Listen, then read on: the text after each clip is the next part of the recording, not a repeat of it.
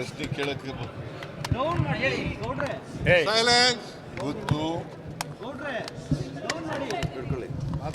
ಹಿಂದುಳಿದ ಜಾತಿಗಳಿಗೆ ಸೇರಿದಂಥ ಶಾಸಕರು, ಲೋಕಸಭಾ ಸದಸ್ಯರುಗಳು ಅವ್ರನ್ನೂ ಕೂಡ ಕರೆದಿತ್ತು, ಬಂದಿಲ್ಲ ಯಾರು.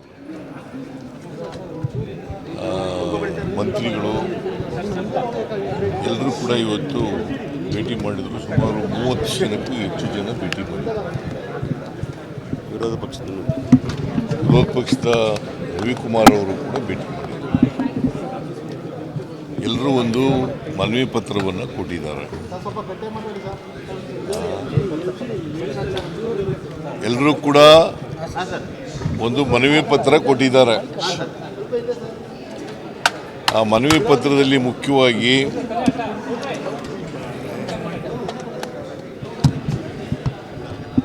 ಸಾಮಾಜಿಕ ಆರ್ಥಿಕ ಸಮೀಕ್ಷೆ ಮತ್ತು ಜಾತಿ ಸಮೀಕ್ಷೆ ಇದನ್ನು ಸರ್ಕಾರ ಅಂಗೀಕಾರ ಮಾಡಬೇಕು, ಅದನ್ನು ಜಾರಿ ಕೊಡಬೇಕು ಅಂತಕ್ಕಂಥ ಒತ್ತಾಯವನ್ನು ಮಾಡಿದ್ದಾರೆ. ಇದು ನಾನು ಬಿಗಿನಿಂಗ್ನಲ್ಲಿ ಕ್ಲಾರಿಫೈ ಮಾಡೋದು ಅಂತಂದರೆ, ಬರೀ ಹಿಂದುಳಿದವರ ಜಾತಿ ಸಮೀಕ್ಷೆ ಅಲ್ಲ, ಇದು 7 ಕೋಟಿ ಕನ್ನಡಿಗರ ಸಮೀಕ್ಷೆ, 7 ಕೋಟಿ ಜನರ ಸಮೀಕ್ಷೆ. ಇಡೀ ದೇಶದಲ್ಲೇ ಮೊದಲನೇ ಬಾರಿಗೆ ಇಂಥ ಸಮೀಕ್ಷೆಯನ್ನು ಮಾಡಿದ್ರು. ಇಂಥ ಸಮೀಕ್ಷೆ ನಡೆದದ್ದು ಇಡೀ ದೇಶದಲ್ಲಿ. ಕರ್ನಾಟಕದಲ್ಲಿ ನಾನು ಮುಖ್ಯಮಂತ್ರಿಯಾಗಿರುವಾಗ ನಮ್ಮ ಸರ್ಕಾರ, ಕಾಂಗ್ರೆಸ್ ಸರ್ಕಾರ 2014ನೇ ಇಸ್ವಿನಲ್ಲಿ ಅವತ್ತು ಪರ್ಮನೆಂಟ್ ಬ್ಯಾಕ್ವರ್ಡ್ ಕ್ಲಾಸ್ ಕಮಿಷನ್ ಅಧ್ಯಕ್ಷರಾಗಿದ್ದಂಥ ಕಾಂತರಾಜುರವರ ಅಧ್ಯಕ್ಷತೆಯಲ್ಲಿ ಸಮೀಕ್ಷೆ ಮಾಡಬೇಕು ಅಂತ ಮಾಡಿದ್ರು. ಅವರು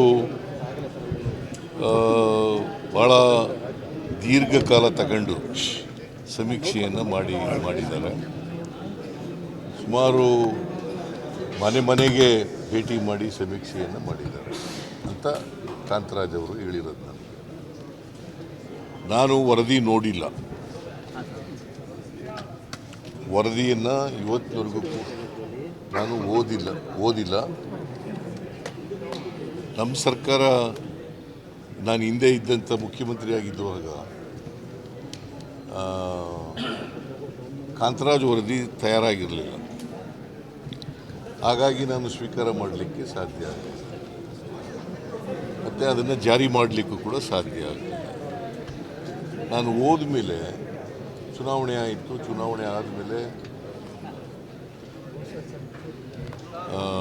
ಕುಮಾರಸ್ವಾಮಿಯವರು ಮುಖ್ಯಮಂತ್ರಿಯಾಗಿರುವಾಗ, ಆಮೇಲೆ ನಮ್ಮ ಪುಟ್ಟರಂಗ ಶೆಟ್ಟರು ಬ್ಯಾಕ್ವರ್ಡ್ ಕ್ಲಾಸ್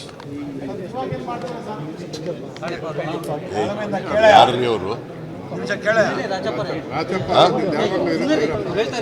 ಯಾರು ಮಾತಾಡೋರು?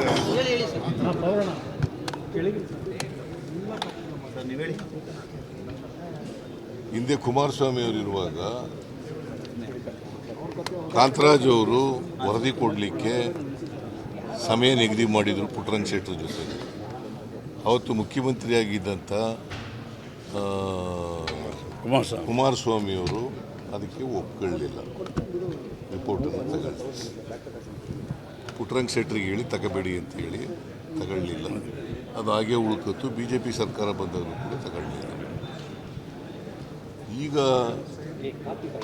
ಇನ್ ದಿ ಮೀನ್ ವೈಲ್ ಏನಾಯಿತು ಅಂತಂದರೆ, ಕಾಂತರಾಜ್ ಅವರ ಅವಧಿ ಮುಗಿದಿತ್ತು. ಮುಗಿದ ಮೇಲೆ ಜಯಪ್ರಕಾಶ್ ಹೆಗಡೆ ಅವರು ಅಧ್ಯಕ್ಷರಾದರು. ಜಯಪ್ರಕಾಶ್ ಹೆಗಡೆ ಅವರು ಅಧ್ಯಕ್ಷರಾದ ಮೇಲೆ ಅವರು ಸಮಯ ಕೇಳಿದ್ರು. ಸಮಯನೂ ಕೊಟ್ಟೆ, ನಾನು 3 ತಿಂಗಳ ಸಮಯ ಕೊಟ್ಟೆ. ಅದಾದಮೇಲೆ ಅವರು ವರದಿನ ನಾನು ಸ್ವೀಕಾರ ಮಾಡಿದ್ದೀವಿ. ನಮ್ಮ ಸರ್ಕಾರ ಸ್ವೀಕಾರ ಮಾಡಿದ ಮೇಲೆ ಅದನ್ನು ಜಾರಿ ಮಾಡಬೇಕು ಅಂತಕ್ಕಂಥದ್ದು ಭಾಳ ಜನರ ಒತ್ತಾಯ, ಹಿಂದುಳಿದ ಜಾತಿಯವ್ರದ್ದು, ಬೇರೆಯವ್ರದ್ದು ಕೂಡ ಒತ್ತಾಯ ಇದೆ. ಈಗ ಇವತ್ತು ಎಲ್ಲ ಹಿಂದುಳಿದ ಜಾತಿಗಳ MLAಗಳೆಲ್ಲ ಬಂದು ಭೇಟಿ ಮಾಡಿ ಅದನ್ನು ಜಾರಿ ಮಾಡಬೇಕು ಅಂತೇಳಿ ಒತ್ತಾಯ ಮಾಡಿದ್ದಾರೆ. ನಾನು ಒಂದು ವಾರದ ಹಿಂದೆ ಮೈಸೂರಿನಲ್ಲಿ ಬ್ಯಾಕ್ವರ್ಡ್ ಕ್ಲಾಸ್ ಹಾಸ್ಟೆಲ್ಗಳಲ್ಲಿ ಓದಿದಂಥ ಹಳೆಯ ವಿದ್ಯಾರ್ಥಿಗಳ ಒಂದು ಸಮಾವೇಶ ನಡೆಯಿತು. ಆ ಸಮಾವೇಶದಲ್ಲಿ ಹೇಳಿದ್ದೆ, ನಾನು ಈ ಜಾತಿ ಸಮೀಕ್ಷೆ ಮತ್ತು ಸಾಮಾಜಿಕ ಆರ್ಥಿಕ ಸಮೀಕ್ಷೆ ಇದನ್ನು ಸ್ವೀಕಾರ ಮಾಡಿದ್ದೀನಿ.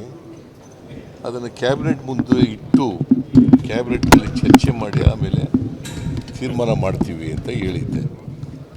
ಸೊ ಅದಾದಮೇಲೆ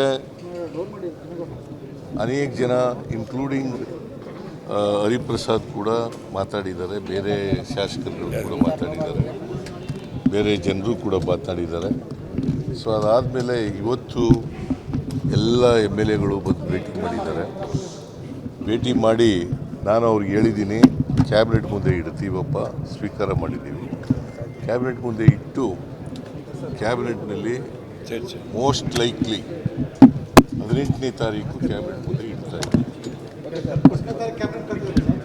10ನೇ ತಾರೀಕಿಲ್ಲ, 10ನೇ ತಾರೀಕಿಲ್ಲ, 17ನೇ ತಾರೀಕು ವಾಲ್ಮೀಕಿ ಜಯಂತಿ ಇರೋದ್ರಿಂದ ರಜಾ, ಅದರಿಂದ 18ನೇ ತಾರೀಕು ಮಾಡ್ತಾ ಇದ್ದೀವಿ. ಕ್ಯಾಬಿನೆಟ್, ನೀನು ಕ್ಯಾಬಿನೆಟಾ? ಕ್ಯಾಬಿನೆಟ್ನಲ್ಲಿ ಚರ್ಚೆ ಮಾಡ್ತೀವಿ. ಚರ್ಚೆ ಮಾಡಿ ಕ್ಯಾಬಿನೆಟ್ ಏನು ತೀರ್ಮಾನ ಮಾಡ್ತದೆ ಅದರಂತೆ ನಡ್ಕೋತೀವಿ.